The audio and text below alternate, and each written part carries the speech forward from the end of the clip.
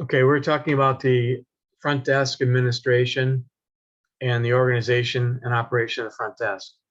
The front desk is the focal point of the hospitality or hotel operation. This is where the guest will first see administrator. This is where the first area of customer service will be served.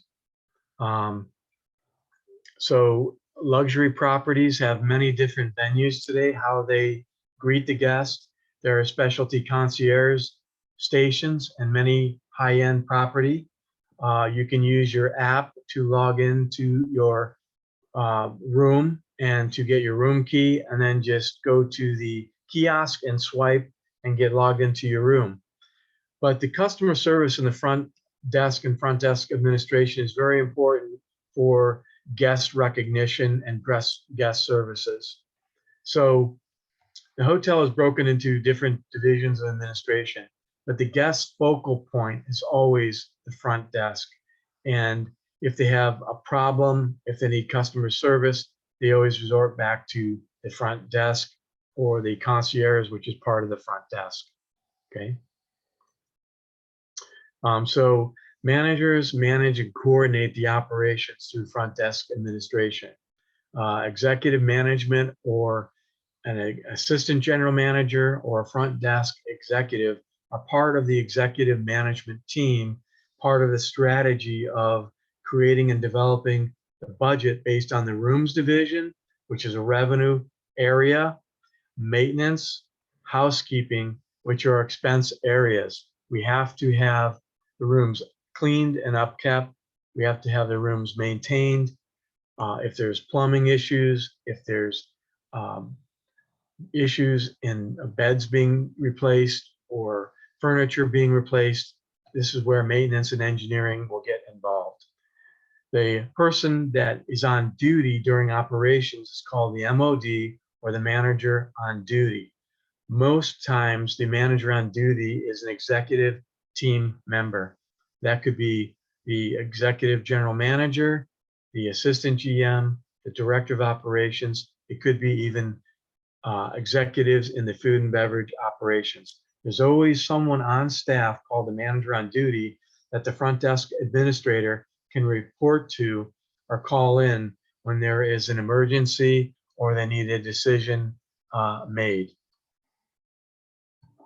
An organizational chart or schematic is an essential to representing how the hospitality organization operation runs. So at all times, a person will have an administrator on staff within their department. So a key operator in every department is always on staff along with the manager on duty. So a line supervisor would not be left alone in an operation, whether it's in engineering, food and beverage operations, front desk administration, housekeeping, or sales. There's always an executive or a top administrator available at all times. Okay. Solid lines represent direct report. Dotted lines represent flexibility of reporting managers. Revenue centers are areas that generate revenue for sales. So front office would have control of all of what revenue or the property management systems. The property management systems are computer systems where the night auditor would go in and balance all of the day's folio of events. So if a guest ate in a restaurant or a guest drank at a food and beverage outlet, charged it to their room or their credit card on file, it would go to their folio. Their folio is their main expense account that is assigned to that guest and to that particular room with a credit card or a payment method on file. I say payment method because they could be part of a major group or a conference that has a folio number on file where there's a master bill created that's going to be paid for by the company. Many times this is paid for a regional meeting, a conference, or an awards ceremony that a corporation is having to award their key employees. All the food and beverage outlets will have a point of sales or POS system that's linked to the PMS property management system that talks to it. So when a guest check is closed out, it'll either be charged directly to the room, charged to a credit card, or to an event folio. An event folio will be a folio number assigned by the property manager or the sales or food and beverage director of operations. And this number can be given to the guest, which will be given to the service staff or the food and beverage or bar manager, and they would go into the point of sale system and post it to that folio, which at night will be balanced and posted by the night auditor, who's part of the front desk administration. So catering will have a folio number. Room service will either have a folio number or will have a direct contact. If it's posted to the room, there will be a credit card on the room. Any retail stores or outlets that are associated with the hospitality operation. If you go to a large venue and they have clothing outlets, handbag outlets, or they have gift shops, or they have an area commissary where guests can buy bathroom sundries like toothbrushes, toothpaste, shaving cream, facial cosmetics, there is a way they can charge directly to the room. At Kaloa Landing Resort, where I was the director of food and beverage operations, we actually had a convenience store, a C-store, where guests could go in and buy groceries. A lot of guests, before they checked in, would buy those groceries. We'd have them bagged up and ready to go, and then they would be automatically delivered to the guest's room by a food and beverage server, put into the refrigerator and all ready to go when the guest checked in. And this would be posted directly to their folio, and then it would go to their revenue center. So when they would check out, it automatically be paid by a credit card or a folio number from the event that was sold by catering and sales. Support centers that are not necessarily, they are not revenue centers, but they're necessary for the rooms to be upkept and maintained to sell the rooms. So housekeeping would be a part of the rooms division, which would have staffing that would clean the room, maintain the room. Accounting takes the folios and they post them from the night auditor. So when the night auditor posts the folios, it goes directly to accounting, and accounting will post this to the revenue center so that the managers can go into their profit and loss statement, their part of the budget, and see where their revenue is and match that to where they're supposed to be at that point in time in the fiscal year. So every morning when I would go in, have my coffee, I would go in and look at my budget, my revenue center from the night auditor who posted it, and accounting who posted it. And I could go in and see where I stand at that point in time on the budget. I'm either above budget or I'm on budget or below budget. So it would tell me where I'm at. I either needed to generate more revenue and sales to make budget, or I was over budget, which in some scenarios is a good situation. So accounting manages all that. So at the end of the day, if I had an event and it was posted to the folio and the folio did not manage or match the night auditor's posting, I would have to, as a food and beverage director, go into accounting and talk with them. Many times I would have to go in and call people, and it could be event managers, and say, that credit card didn't go through, or this wasn't paid, or you still owe us for this event that wasn't posted at the time the event closed, or the folio number was closed out by the night auditor. That's accounting maintains the checks and balances of the final folios that will bill the guest or the corporation that's having an event on property. Engineering and maintenance, as we said earlier, they are not a revenue generating center, but they are needed and required to help the revenue generating centers, because if you have a room that's not maintained and up to standard, you cannot sell it. As I said, in a room portfolio, our goal is to have a 100% occupancy rate, but we never budget for that, because we know some of the rooms are taken out of inventory to be maintained, be renovated, or they might be sold by corporations that cannot be sold in our regular portfolio. Engineering is very important. Engineering has to be budgeted for. Many engineering companies will contract out to air conditioning companies or plumbers, etc. They may not do it on property.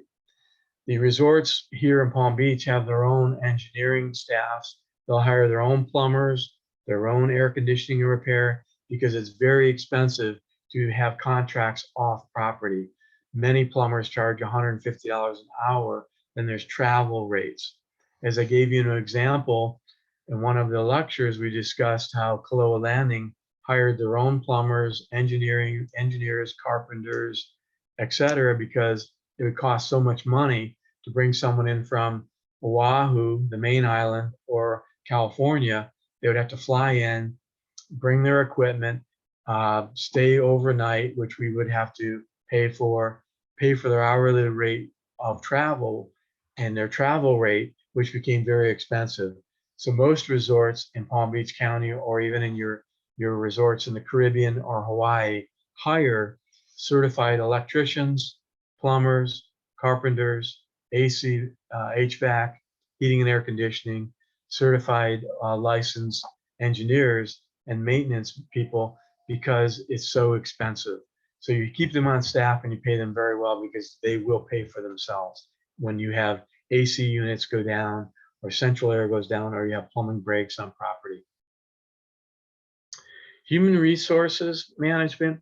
Human resources, the vice president or director of human resources is part of the executive management team for onboarding of new employees, training of new employees, and later on in our lectures, we're going to talk about how important onboarding and training is for new staff development and to get staff acclimated to the company, to the property, and to training just for risk management, so they understand the emergency procedures of the company and the property, if they're a line manager or if they're even a server, bartender, bus person, front desk, customer service, guest service.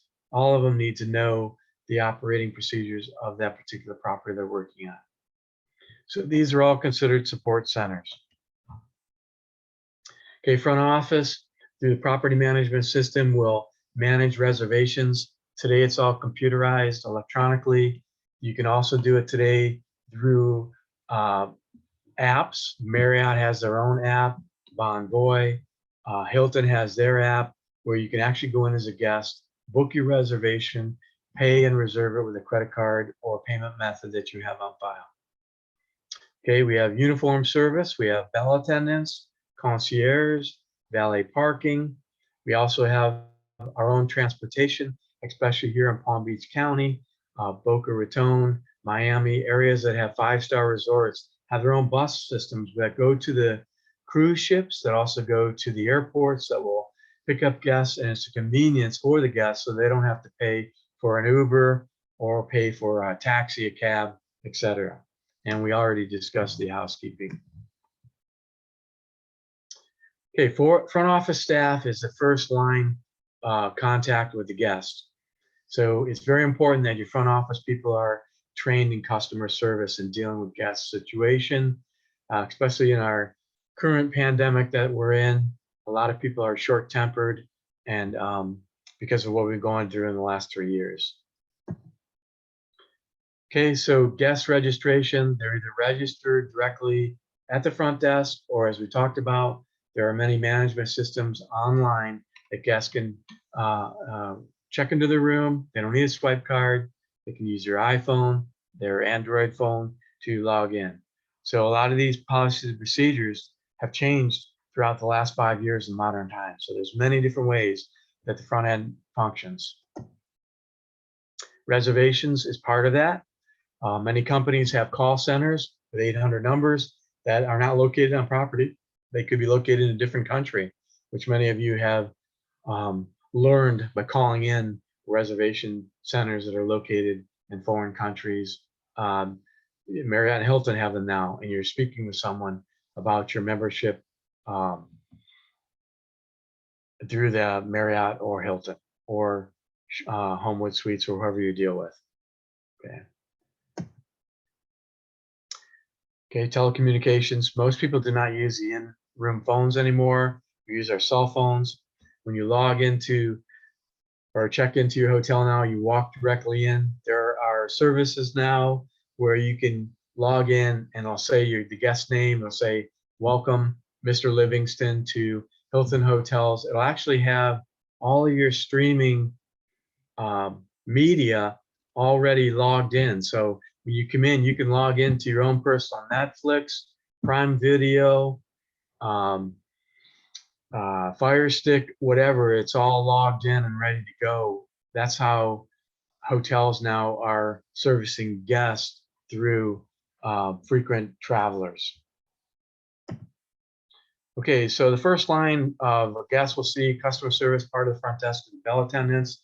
Kaloa Landing Resort, we had the bellhops had a lei ready, fresh flowers ready. So when the guests walked through the door, they would get a lei and a free Mai Tai. The Mai Tai actually wasn't free to the hotel. Food and beverage paid for it, but we took it out of our budget, which went into part of room sales. So somebody has to pay for it. It has to come out of someone's budget. And it was negotiated by me, the food and beverage director of operations, and the general manager of who was going to pay for this. So it was a convenient service. So when the guests walked through, we put a lei over their head and we handed them a Mai Tai. Bell attendants in your inner cities like Miami, New York City, Boston, they're outside door attendants. They're dressed in various uniforms. These type of people will call Uber, they'll hail a cab, or you might say, I'm going to such and such show on Broadway. They'll get you there. They'll get you to the dinner, the restaurant, etc. They take care of that for you. Valet is another service. Many operations here in Palm Beach County, Miami, Boca. There is no free parking. You have to pull your car and it has to automatically be valeted. Transportation, they'll call an Uber for you. They'll call a bus, or they'll get you to where you need to be. That's all part of the convenient service of a hotel guest or a frequent traveler using the Traveler app. And the concierge, today there are many different types of concierge services. The concierge service isn't just someone that sits there and you walk up and say, can you get me a restaurant? Expedia.com now has a concierge service that you can book your whole trip for Hawaii or guests from Palm Beach, anywhere you live. So let's say you live in the Midwest and you're going to Hawaii, you go to Expedia and book any trip in Hawaii, day trip that you want, horseback riding, boat trips, fishing, kayaking, boating, dinner cruises, all through Expedia.com, through their website, and it will tell you what hotel and what property that venue is available. It's a service that hotels pay for. It helps us so we don't have to have our event managers constantly booking and working with guests to book their trips. Expedia does that.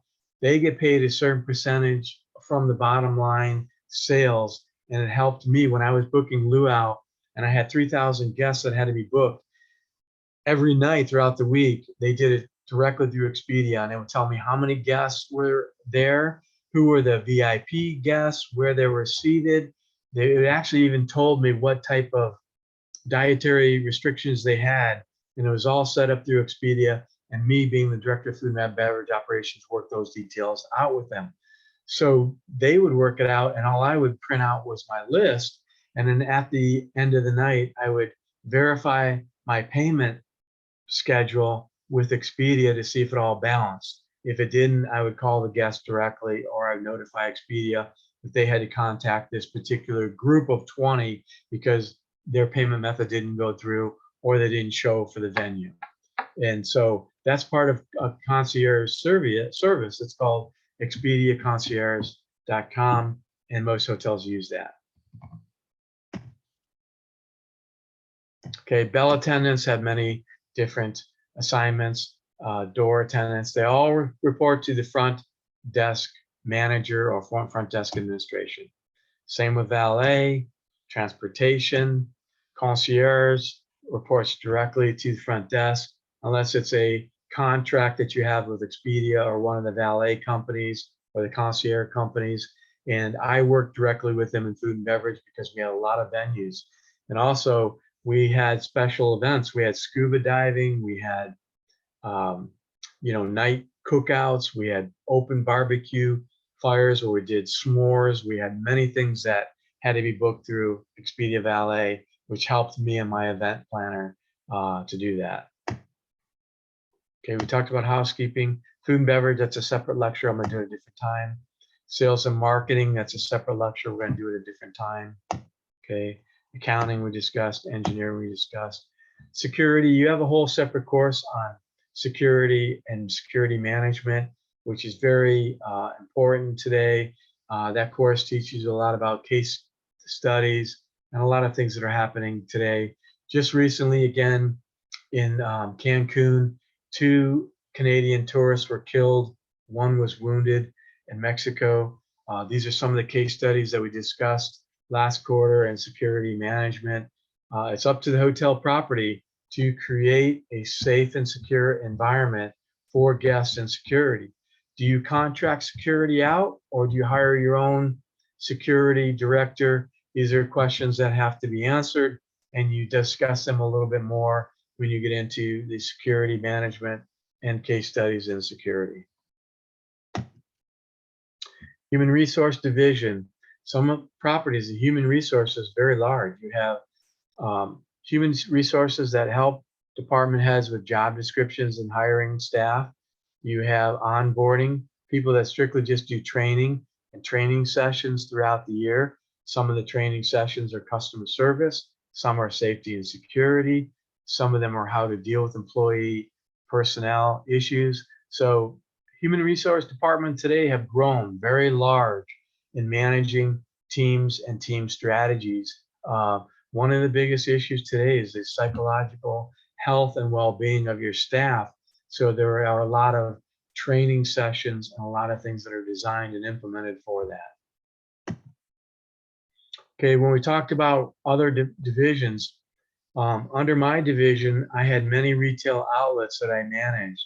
One property in Kauai I managed was Gaylord's Kalamakua Luau that had many stores. It had jewelry stores, it had clothes stores, it had art studios. That was all managed under the director of operations. So we managed real estate contracts, we managed leases, we managed operations of hours, and we managed revenue and sales that had to be paid back to Kalamakua Corporation. You have recreation.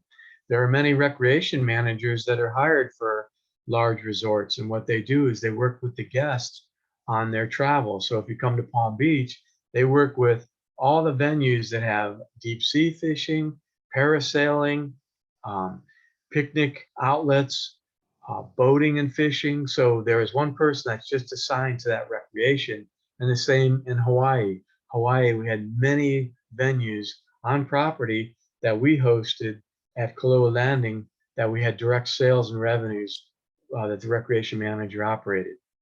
When you get out into casino, Hard Rock Cafe has the whole casino operations and gambling. So there are actually managers that have degrees in casino management out in Las Vegas and UNLV. Casino management degrees are very, they're sought after and they're very recognized degrees. And California now, you have many casinos, and even here in Florida, the gaming operations are starting to expand. So casino management is part of the revenue management team, and it's part of the food and beverage operations management. Front desk operations, you have the front desk agents. You have, at one point you had cashier, but today that has changed with all online property management system and POS systems. Information clerk, so that also has changed. Before you had someone that had headphones, they just answered phone calls all day, but a lot of that today is done through chat and done through revenue manager. No longer do you have PBX telephone operators. That was actually a position where people would plug rooms into the PBX switchboard and connect with different parts of the hospitality property. Reservation agents now are call centers that may not be located directly on property. In Hawaii, they were located on our property through the revenue manager, and all the revenue staff was on property there because it was such a large property. In California, you might have call centers that are located throughout California that represent regions and territories. Okay. So staffing is different. A lot of staffing is off property. As I said, call centers now. You have room reservations that could be off property now and manage many different various regions of the country. Like Marriott now, you call guest services or you call an 800 number and they're not located on property. If you're a frequent traveler and you're an awards program through Marriott or Hilton, you can use your frequent travel number and it'll take you to a special platinum, gold, or whatever level you're at, PBX representative or phone operator. Flex time now, a lot of that's because of COVID. A lot of these positions are being done at home. So people are not working in the call centers, they're working directly at home. Job descriptions are written by department head and department manager and managed with the department director through human resource management. One of the courses that I teach is human resource management and property operations, and students have to write a training manual based on particular positions in their department, and they would have to take a position title, write a job description, and write a training program for that. You're going to see in most corporations and operations, you're going to be given a training manual that you have to read through and sign off on before you start your job.